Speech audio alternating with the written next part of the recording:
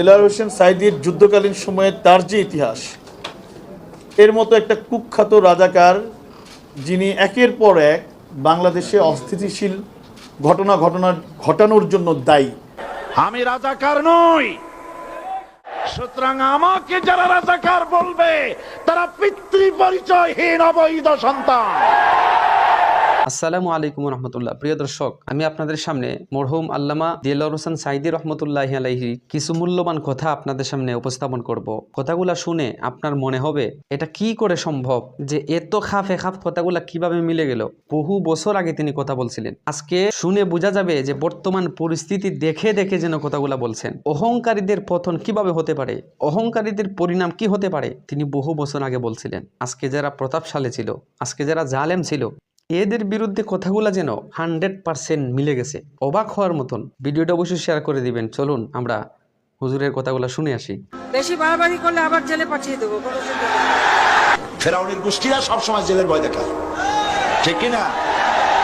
কিন্তু মুসারা জেল ভয় পায় না। জেল মুসলমানদের পায়ের জুতা, ফাঁসির মঞ্চ মুসলমানদের গলা জুতার ফিতার মতো, ফাঁসির মঞ্চের গলার দড়ি মুসলমানদের ফুলের মালার মতো।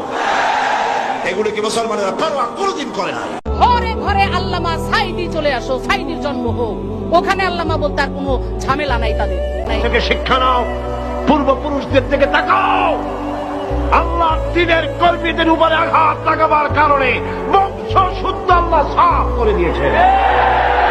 দেন নাই, সে আল্লাহ আছে না নাই? চিল্লায় করে আছে না নয়? সে আল্লাহ পাক আছে, সে আল্লাহকে ভয় করে। ইত্তাকিল্লাহ, সে আল্লাহকে ভয় করে। আল্লাহ পাক ইচ্ছে করলে ক্ষমতা দিতে পারে, ইচ্ছে করলে ক্ষমতা ছিনায়ও নিতে।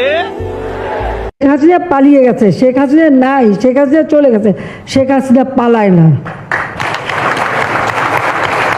ক্ষমতায় যারা থাকে, ক্ষমতার মোহে চতুর্দিকে অন্ধকার দেখে, মনে করে আমার পতন আর হবে না।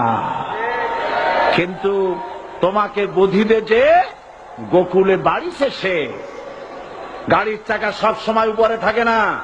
গাড়ির চাকা সব সময় উপরে থাকলে গাড়ি তো চলবেই না। গাড়ির চাকা ঘোরে বলেই তো গাড়ি চলে। সুতরাং এই উপরে তোমার চাকা উপরে এখন আছে বলে, তোমার দলের চাকা উপরে আছে বলে যারা মানুষের উপরে জুলুম করছো, আলেমদেরকে ধরতেছো, মুসল্লিদেরকে ধরে ধরে জেলে ঢুকাচ্ছ, সময় আসবে এমন ইন্দুরের রক্ত অপমানা পালাবার জন্য। প্রিয় দর্শক, আমরা চমৎকার কথা শুনতে পারলাম।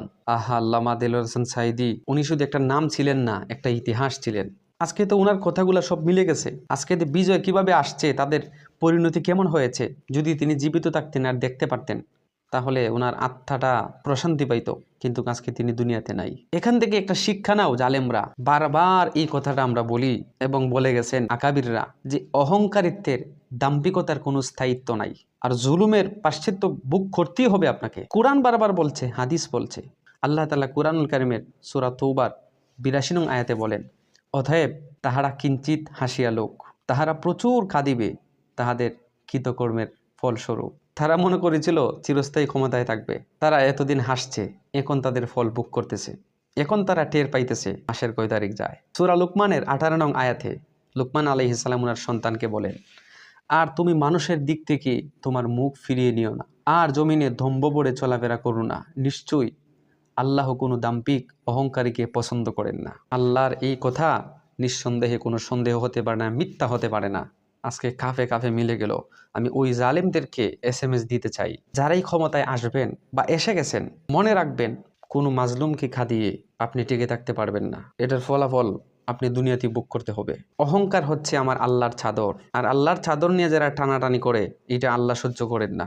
এটার ধাক্কা আল্লাহ দুনিয়াতেই মেরে দেয়। তাই সাবধান হন সময় থাকতে। যাই হোক, ভিডিওটি এখানেই শেষ করে দিলাম। এই গুরুত্বপূর্ণ ভিডিওটি আপনার টাইমলাইনে শেয়ার করে রেখে দিতে পারেন।